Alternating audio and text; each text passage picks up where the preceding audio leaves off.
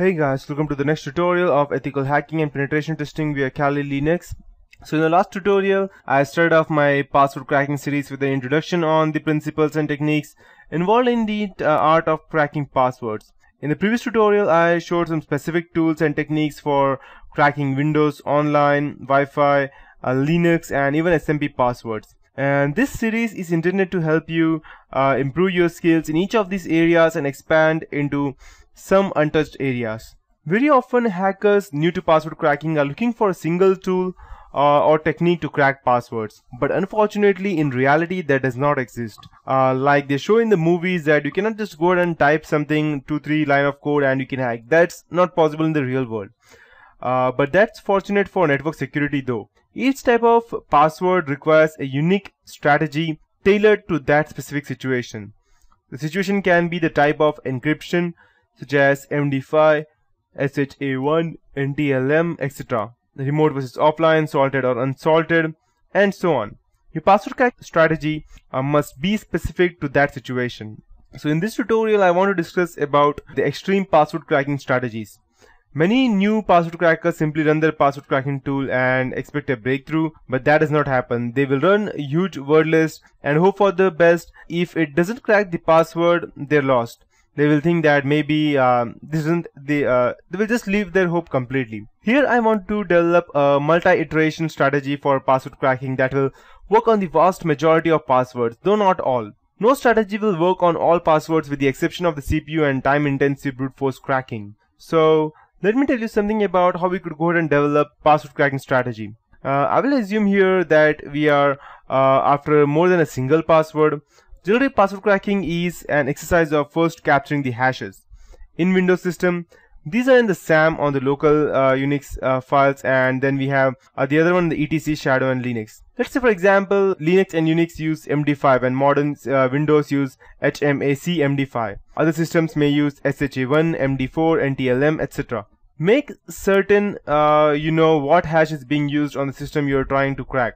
Otherwise, you will spend hours or days without having satisfactory results. All that being said, John the Ripper has an automatic hash detector that is correct almost 90% of the time, but when it is wrong, there is no way to know. In Cain-Abel as well as the Hashcat, I must tell the tool what type of hash we are cracking or we are trying to crack, else it will not work. So brute force attack passwords are short passwords.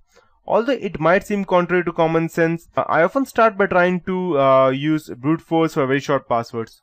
Although brute force of long passwords can be very time consuming, it can be days or weeks, but very strong passwords can be brute forced in a matter of minutes. And I start by trying to use brute force or 6 characters less. Depending upon my hardware, this can usually be accomplished in a matter of minutes or hours. In many environments, this will yield at least a few passwords.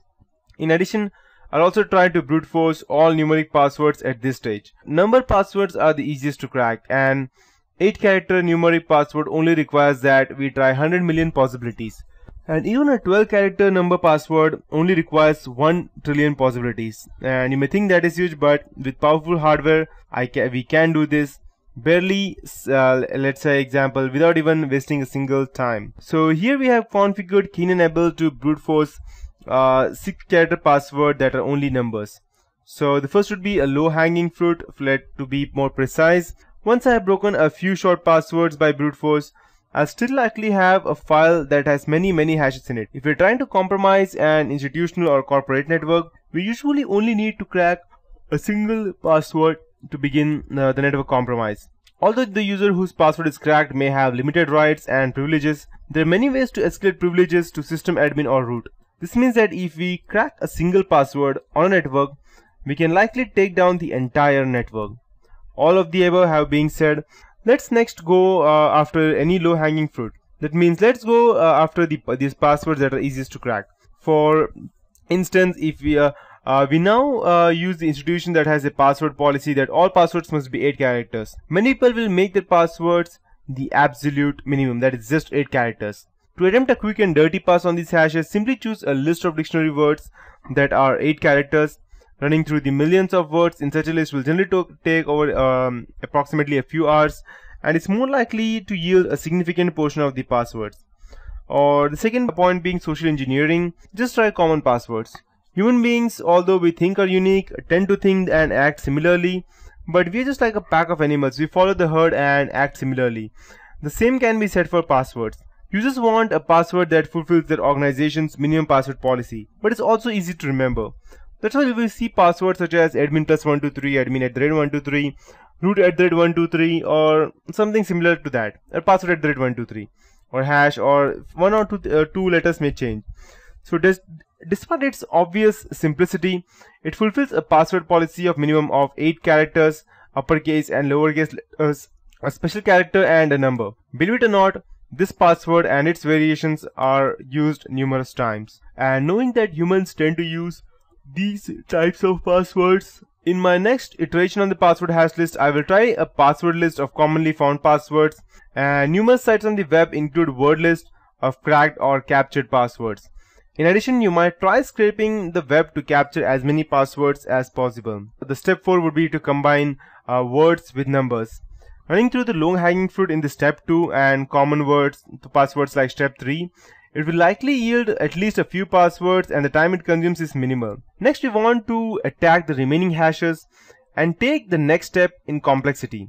In this iteration, we will run the remaining hashes through a list. That's because the longer dictionary words and dictionary words with numbers are the toughest.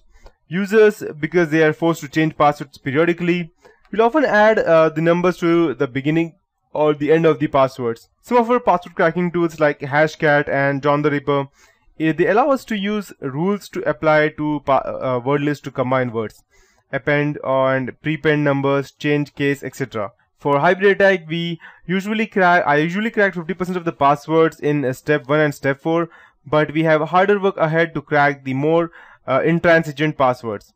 These passwords will often include the special characters and combined words. This would include passwords such as, let's say for example, if I have passwords such as soccer mom, SOCC3RMOM, it will go ahead and crack that. If I want to write, let's say for next big thing, I would probably write N3XT B1GTH1NG. So these are literally strong passwords including special characters and numbers, but because they include variations of dictionary words, they're easily crackable and they're not that hard. After that, we need a password list that combines dictionary words with numbers and special characters. Fortunately, that is something that John the Ripper does automatically, but other password crackers such as Cain does not necessarily. Hashcat can be run with one of its many rule sets to combine words and special characters to your word list. In this tutorial, in the next tutorial, I'll be going ahead and using the combinator rule in Hashcat that adds uppercase characters to combine words. Finally, if all else fails, we are left with brute force to go ahead and crack the password. This can be very slow with a single CPU, but as I told you previously, 1000 CPUs can do much faster. Even when we are left with a brute force attack, we can be strategic about it. For instance, if you know that password policy is a minimum of 8 characters, try brute forcing with just 8 characters. It will save you time and likely yield some passwords. In addition, you can choose your character set. Once again, if you know that password policy is uppercase, lowercase and a number, choose only those character sets to brute force. Finally, some password crackers like Hashcat have built-in policies that can choose to attempt the brute force method. These are similar to strategies that help by shaping your attacks based on the password construction protocol followed by a company group or name. These rules can be used in other password cracking tools such as John the Ripper, and here we will be seeing a list of rules in Hashcat as well. So in the end, it is very important to be successful at password cracking that you follow a systematic strategy.